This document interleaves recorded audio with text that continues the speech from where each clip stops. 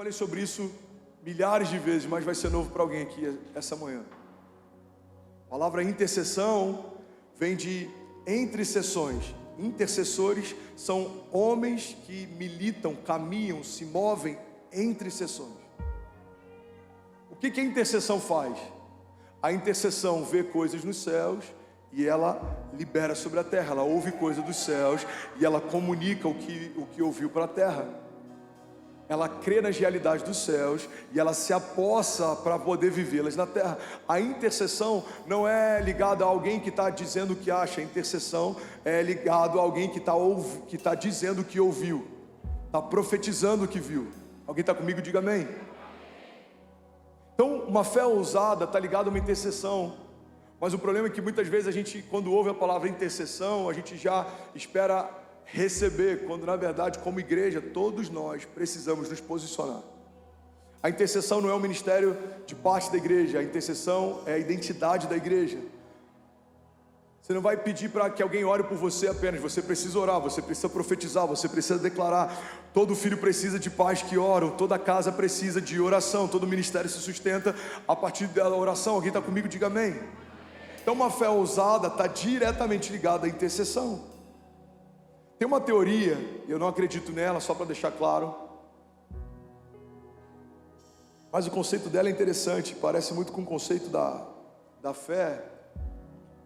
Uma teoria chamada teoria do efeito borboleta, e essa teoria acredita que o simples bater de asas de uma borboleta no Oriente pode gerar maremotos no Ocidente. Essa teoria fala que simples mudança de algumas coisas pode gerar um efeito gigantesco. Naturalmente, para mim, essa teoria não faz sentido, mas sobrenaturalmente ela fala a respeito de um conceito. Porque no reino de Deus, ao longo da história, a gente viu uma palavra fazer a terra parar de rotacionar. Uma palavra fez um morto que já fedia e estava 4 dias sepultado voltar a viver. Uma palavra fez cegos enxergarem, uma palavra fez paralíticos andarem, uma palavra fez mulheres adúlteras a ponto de serem apedrejadas, serem perdoadas e ressignificadas. Uma palavra saciou a sede de uma mulher com sede no poço. Uma palavra mudou a história. Então, quando a gente fala de uma fé ousada e de intercessão, a gente precisa entender que existe poder nas palavras. A gente precisa acessar o poder das palavras. Alguns mais céticos dizem, mas as minhas declarações positivistas não alteram a soberania de Deus. Não, irmão, não é sobre positivismo, e não é sobre a declaração de uma criação alterar a soberania de um Criador. É entender que Deus, sendo soberano, nos deu autoridade para ligar e desligar. Foi assim antes da queda, nos deu autoridade para nomear o que não criamos. Foi assim depois da redenção, nos deu autoridade para ligar e desligar aquilo que nós não criamos.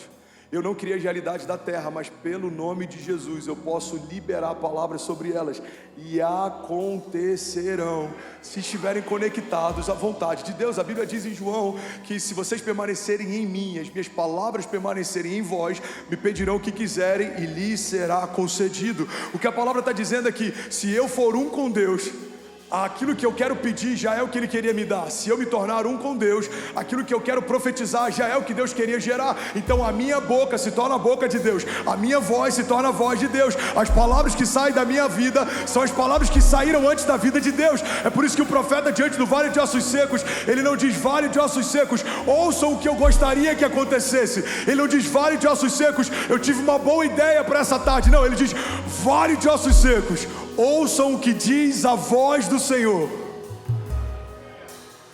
Ele profetiza o que ele ouviu de Deus, ele declara o que os céus declararam para ele. Então, igreja, guarda isso. É impossível ter uma fé ousada e viver milagres se não ouvirmos antes uma palavra de Deus. Não dá para esperar céus abertos e permanecer com a Bíblia fechada. A palavra de Deus é o que sustenta a igreja, a palavra de Deus é o que move o sobrenatural. Alguém comigo aqui, pelo amor de Deus? Aleluia, aleluia,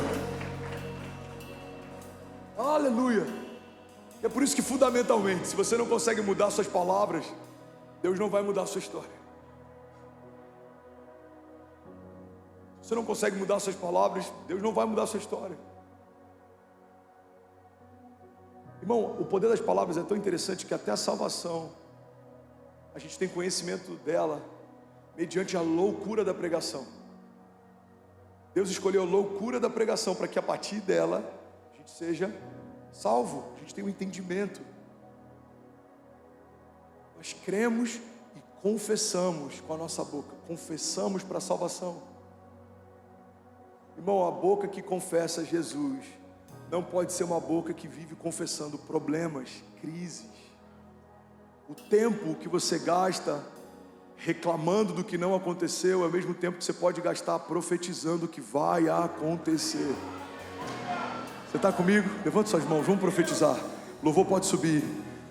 Eu profetizo em nome de Jesus, 2023 é não só o ano das portas abertas, mas também um ano de uma fé ousada.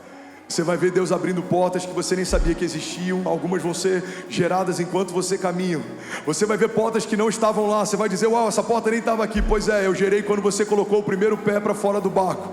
Existem portas que a gente já vê dentro do barco. Existem portas que a gente só enxerga depois que sai do barco. E não importa se você vai voltar molhado, não importa se você vai afundar, tropeçar. O que importa é que você não vai desistir. O que importa é que você vai andar sobre as águas com Jesus. Se você crer e não duvidar, se a tua fé for firmada no autor e consumador daquele que fez todas as coisas. Ele fez você, Ele desenhou você, Ele salvou você, Ele redimiu você, Ele justificou você. Ele é dono da tua história, Ele é Senhor da tua história, e Ele está escrevendo uma nova história, não escrita com sangue, não escrita com tinta, não, a própria voz de Deus está dizendo, há algo novo nos céus, e eu quero liberar isso sobre a tua vida na terra. Você vai romper em fé, se você crer e não duvidar. Você vai romper em fé se você não olhar para o lado e não se comparar. Você vai romper em fé se você parar de dar desculpas e profetizar. Abre a tua boca e profetiza. Assim diz o Senhor. Pai, nós profetizamos São Paulo, o epicentro de um avivamento que vai tocar o Brasil. Pai, nós profetizamos Alphaville, a sede de uma igreja que vai tocar nações. Nós profetizamos, Jesus, famílias fortes, homens e mulheres fortes em Deus. Nós profetizamos crianças cheias do Espírito Santo. Pai, nós profetizamos a tua palavra fluindo com graça, autoridade, uma fé ousada sendo gerada. Nós profetizamos, Jesus, uma estação de paralíticos andando, uma estação de milagres, sinais, maravilhas, uma estação de provisão sobrenatural, portas abertas, com portas abertas. Nós profetizamos. Se você crê nisso, diga, eu profetizo. Diga com autoridade, diga, eu profetizo que 2023 já é o melhor ano da minha vida. Vamos, coloque de pé, diga, eu profetizo que a despeito das circunstâncias, diga, há uma palavra de Deus sobre mim, e ela é tudo que eu tenho, ela é tudo que eu preciso. Diga, ela é tudo que importa. Deus disse que vai acontecer. Eu creio, já aconteceu. Tudo bem? Você acabou agora de assistir um vídeo. Se você ainda não está inscrito, já se inscreve também no nosso canal, ativa esse sininho aqui embaixo de notificação, e toda vez que eu fizer uma live ou estiver transmitindo uma mensagem ao vivo, você vai ser um dos primeiros a saber. Mas eu deixei mais 2 indicações aqui que eu espero que façam muito sentido para você. Então já aproveita e clica para assistir a próxima mensagem, beleza? Seja bem-vindo ao time de incendiários, e eu espero de verdade que essas mensagens mudem a sua vida como elas têm mudado a minha também. Até a próxima. Valeu!